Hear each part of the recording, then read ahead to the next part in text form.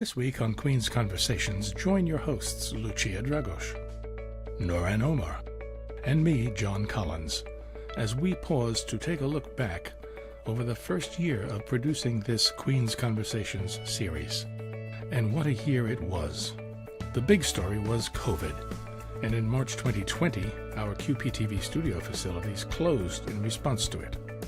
As producers, we all scrambled to reconfigure our lives and our homes to allow us to continue providing what we hope is a valuable local service to our Queens community. Today we'll reminisce about those attempts and about our successes and challenges. We'll also review some highlights from the series and discuss what we can anticipate as we gradually reemerge into the new normal. It'll be just us, by ourselves, in this episode we call What a Year That Was. And now, here's Queen's Conversations. For over a year, we have been creating this series of Queen's Conversations for our community. Producing them in a pandemic has been challenging, to say the least. New computer video tools, great remote support from our excellent technical staff allowed us to cobble together a different approach to producing our show, which we are using it today. We each created mini studios in our homes, and we linked them together with video calls from our guests, sending that resulting program out over QPTV cable channels and the internet. Today, we use it to reminisce about creating a year of shows. Lucia, how did it all begin? It's just hard to imagine that it's been a year producing content from home. I mean, I would have never thought that we'll do that. So a little backstory, but our department, we used to do more documentaries and interview styles, but everything on location, very little from the studio.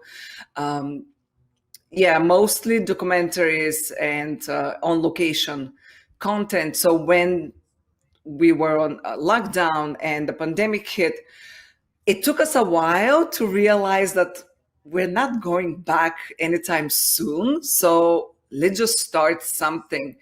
And we had no idea what to start, but we were just eager to produce content that we felt was important. And not only that, but we wanted a way to contribute to the community. So there were a lot of people that were volunteering and helping, and we just felt maybe that sense of we want to help, we want to contribute. How can we do that? There are a lot of stories out there that we wanted to tell, and we knew that we're not going back anytime soon. We can't do them on location. So we decided, you know what, in the beginning, it was just me, Noran, and our colleague, Mark. We said, you know what, let's just talk about how we create content from home and share our own personal experience. Because by then I interviewed few people online and I just saw the difference. And going from documentaries, the look and, the crews and everything that you have, going to online via Zoom was just, how can we make this better? How can we make this interesting so people can watch? So we decided, you know what, let's just share our own experience, the three of us, and we just had conversation about creating content from home. So if any of you are interested, go to qptv.org/QC and you'll see the first episode, which was just us rambling and sharing our own personal experience from home. But that's how it started. And then we decided, Mark was doing a podcast, he's still doing, and it was busy with other things. So we decided with Noran, we need John, his competence and, his expertise and experience. And we feel like we will be great fit, which we are. And we decided, you know what, let's just start weekly show and just talk about. And I don't even remember, does someone remember how we came up with the name? I don't remember that. I think the fact that it was a conversation, that's what made it become Queen's Conversation. Because first we were talking about creating content from home, right? But then we realized that so many people were kind of suffering and their stories are not being shared. For instance, we covered the immigration, people who are not documented, people being evicted from homes. These were all issues that were happening that we felt like it needed to be covered. Yeah, we did do episodes that were very lighthearted and very, fun, like creating content from home. Of course, the media and technology started becoming a big thing because school is online, via Zoom, TikTok. Everybody's trying to post as many content as they can because nobody's working in studios, especially ourselves. We, like you mentioned, we were doing documentaries and on shoots. But then once we started realizing that we wanted to have a conversation with our community, we wanted our community to be heard. We wanted them to feel that they have this platform to share their stories and to feel that they are being respected and their voices are being heard and we are hearing their struggles. I think that's mainly where we started getting the idea of Queen's Conversation, because we're having a conversation with our community. It wasn't just a conversation within us. It was a conversation to hear about how is Queens suffering, or how can we improve Queens? What are some organizations that are helping our community? Like, for example, the fridges that are being put in all of our communities, or for example, or like, the episode recently about therapy for children. Like, there are many things that our community is doing to help one another, and we felt that it was important for us to bring this up and to have this conversation. That's what I believe. The hardest part was probably creating the technical infrastructure to make this all happen. I mean, Zoom was relatively new, and when you're used to working in a 5-camera studio, to refocus yourself through a webcam camera on a laptop and make an interesting show out of that, it was a bit of a challenge. And many of us we all had to build sort of mini studios in our own homes that we could link together to make this show happen. I have a green screen behind me here for the big shows, and there's a light over there and a light over there, but it's my dining room. I joke and call it Studio D for dining room.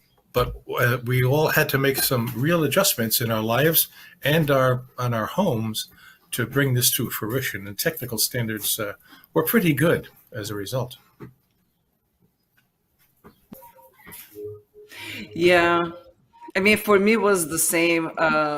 It's just shifting that mindset of the look of the documentaries to the look of that we had with Zoom, and just building the studio from scratch. But even before, and when we're talking in creating content from home, for me, the hardest part, the hardest challenge was that my son was at home, and so working all the time from home and then doing the shows, and it just felt challenging at times to separate both. It just sort of everything blended, and I know Johnny always joke about the weekends, but yeah, it feels like there are no weekends and no nights, and everything is just this big blur. And what do you say? We live at work? No, what were you saying, John? You always say the same thing. We're not working from home. We're not working from home. We're living at work. Yeah.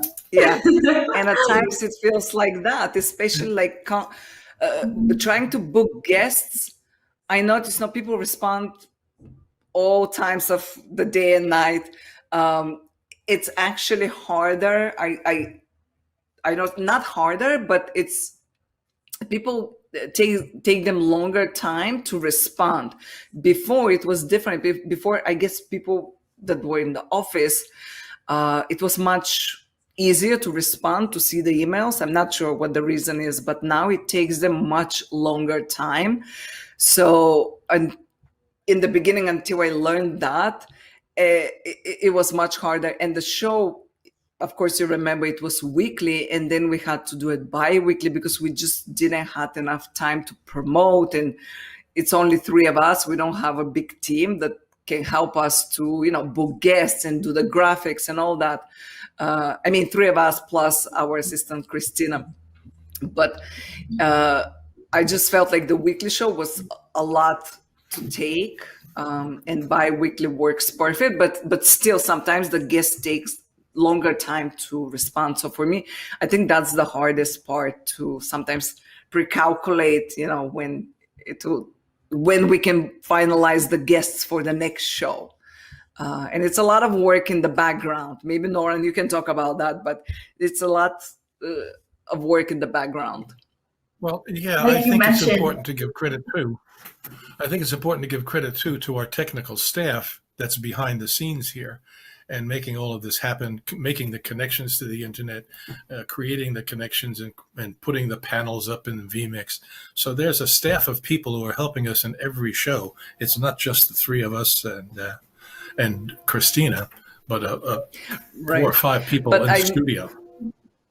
Yeah, I yeah, mean, I was referring more to the time when we used to do Zoom and we did not have any crew Right, behind right. it. But the last 5 shows, I would say, we have, right, 5 shows, maybe 6, or maybe more. We have a crew behind and we do it differently. We don't use Zoom anymore. We use vMix.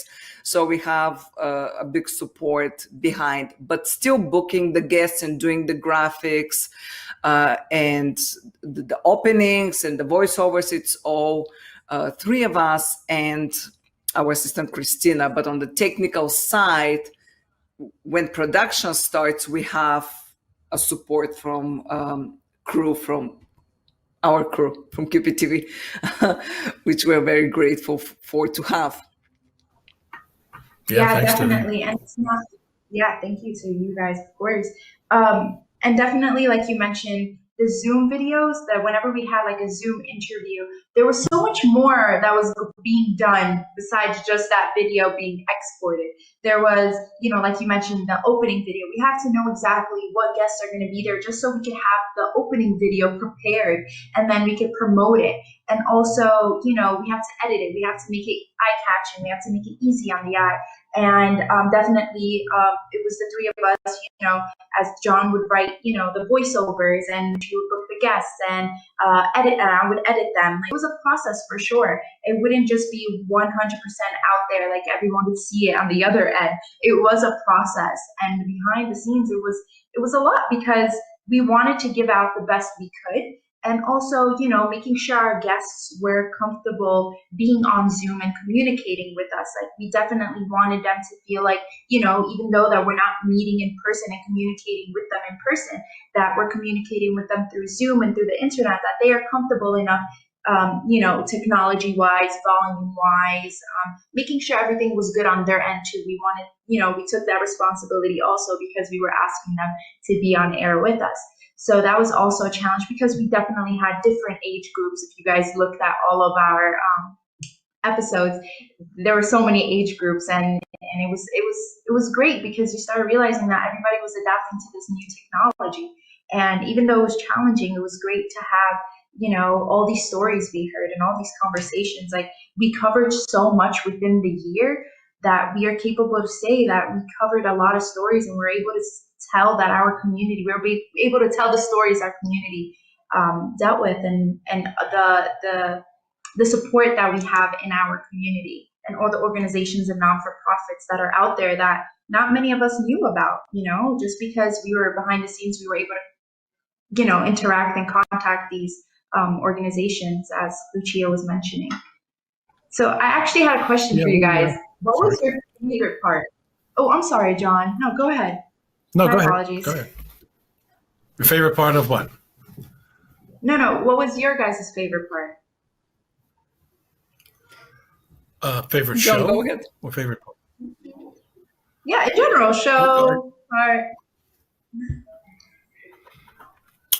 don't know. I enjoy our prep meetings, actually. I don't know if the audience knows this, but we have weekly prep meetings, an hour and a half or so, where we try to determine what might be important to our community, what issues are out there that we should have people discuss, what things we should bring to the attention of our community, and then who we try to determine who would be the best spokespeople to advocate for a particular cause.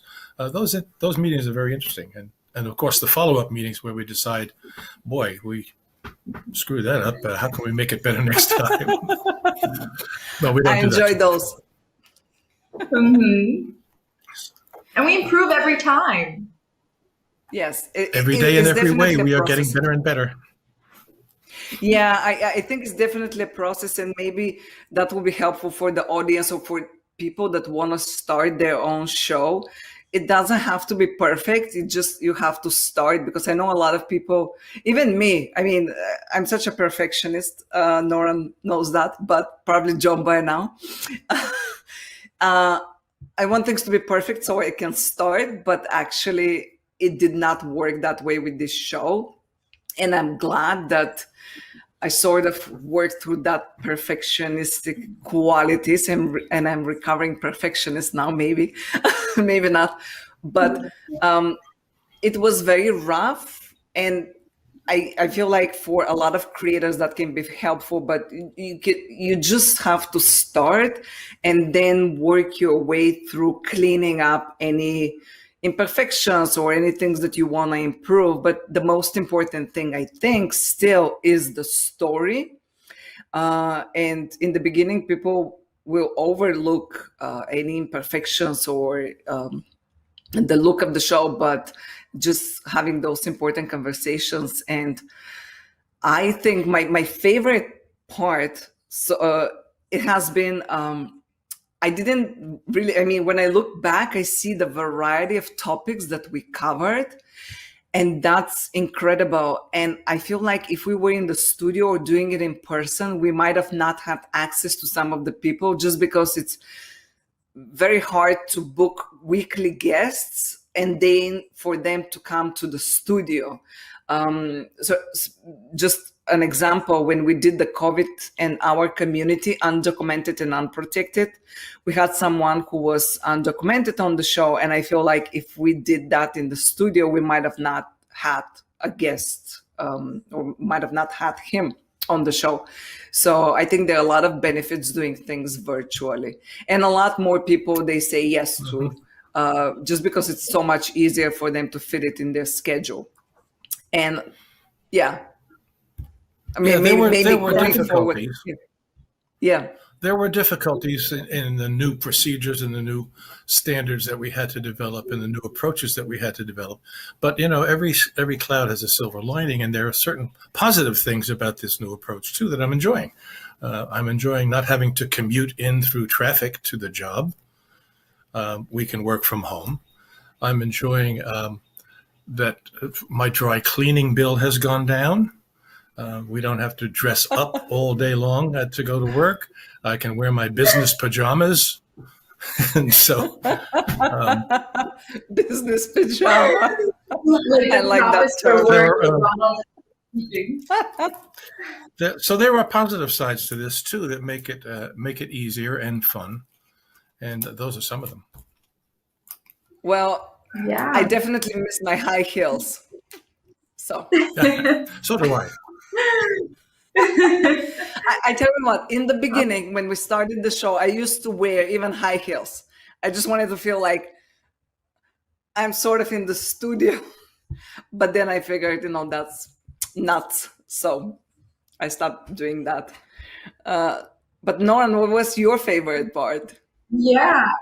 Honestly, I feel like you have to, they say fake it till you make it. So like you're playing the whole role, so you're still there. My favorite part is actually the brainstorming. All our Monday, Thursday meetings, or Monday, Thursday. So we, for you guys to know, we would have meetings before to brainstorm what should our next episodes be, who should we invite, and all of that. So for me, it was definitely that process, because we had the opportunity, like John and Lucia mentioned, to do so many shows and to do it and to decide what we wanted to do. So the fact that we had that freedom to have a conversation with anyone and to contact people, for me, that just opened so many doors of opportunity and so much excitement. As in, for example, if we were to have in studio, we have to make sure that would match the calendar, what day they can come, to make sure that, we have the studio available, because of course there's a lot of amazing production that is being done in QPTV. So to have that flexibility, that just, I'm so happy about that. That was one of the biggest perks of Queen's Conversation, that we're able to have all these conversations with as many people and any topic. Yeah, I think like,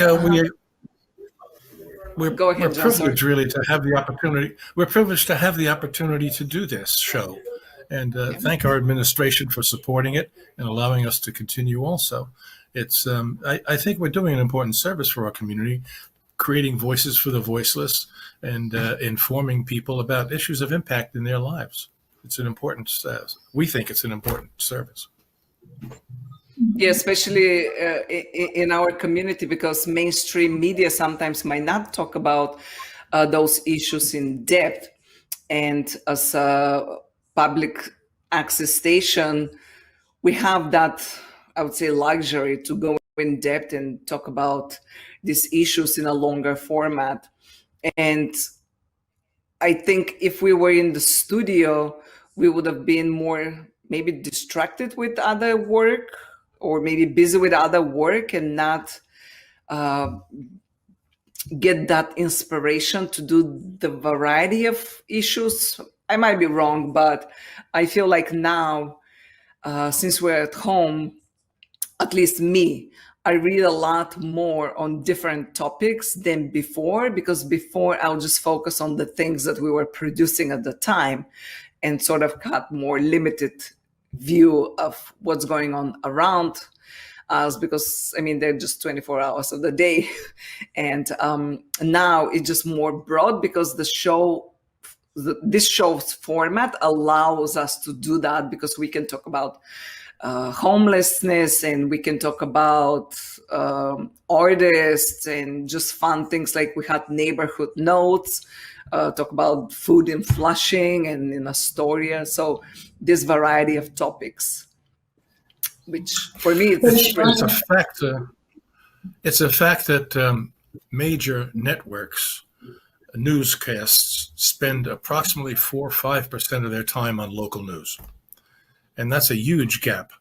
And we're trying to fill in that gap and expand the people's knowledge. I mean, the only thing you hear about Queens on the nightly news is a fire or a shooting, and we're trying to say that there's so much more in this wonderfully diverse borough of ours.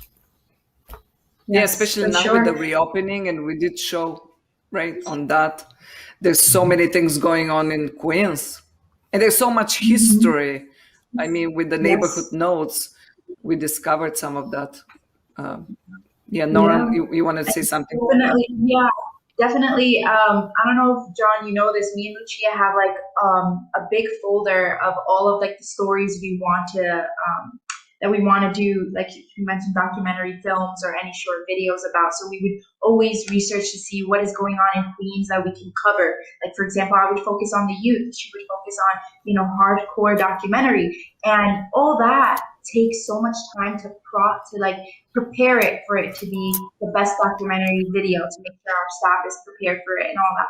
But we were able to cover all these stories that we wanted to cover in this span of in a year in Queen's Conversation, when usually to create that documentary, it takes us so much more time, because it's not just a one-day shoot. We have to make sure that we're shooting to get B-roll, to make sure that we're getting the whole story covered, to make sure that we're including everything in that story. But having that conversation with our community, we're able to cover many more accomplishments and many more stories. I did a series on mental health, and it was a 6-part series on mental health documentary, and it was well over a year before it was completed. And yet we've had 3 or 4 shows about mental illness and its and the effects on people. So there is some advantage to this technology. Speaking of which, we just wrapped up. We were recording another episode on mental health and the isolation impact on children. And John, like mentioned, he did 6-part series on mental health, understanding mental illness.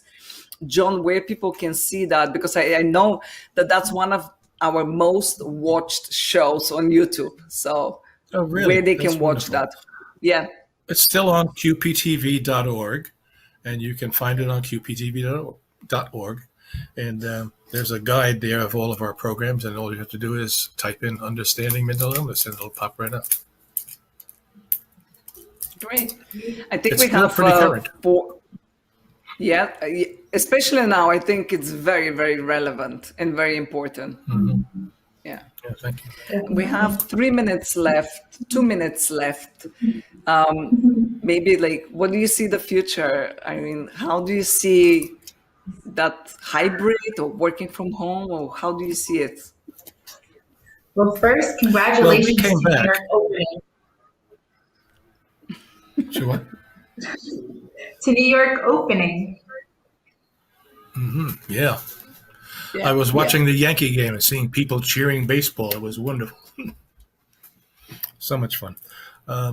For the future, we're going to continue this series, I think, and continue to expand its technical scope and make it even more graphically interesting, perhaps more visuals, as we get more opportunities to add to it. Because we'll be coming back. I know we'll be coming back to the studio facilities sometime in the future.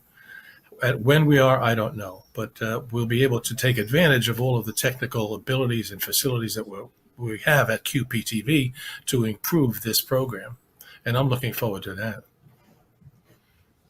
Yeah, and I think, I mean, for other creators out there, I always say that, but I love talking to other creators. But for those watching, sometimes you got to choose and pick because there's so many things that you want to do. And I think going back, I mean, definitely we want to continue with the show and maybe find a way to expand it or make it more, like John said, graphically interesting, and then add the other things that we're passionate about, like documentaries or more in-person interviews. But just the future will show when. So I think being patient with creating content and just exploring ideas, it's important. Yeah. Yeah, definitely. And I feel like the show has a huge importance that we need to keep going with the show because I feel like our community was able to understand the importance and to realize that we want to give them a platform for them to speak out to us and tell us their stories. But also, like Lucia was mentioning, we are passionate about other videos and like documentary film and me interviewing the youth. We are definitely still interested in that. So maybe we're going to keep the show and we're going to still do the other things. But yeah, of course, it's a process, and I'm excited to see what the future holds. Me too. Lucia, if some of our viewers have an idea for a program, can they reach out to us? And how? There is an email that if somebody wants to reach out, they can email us definitely.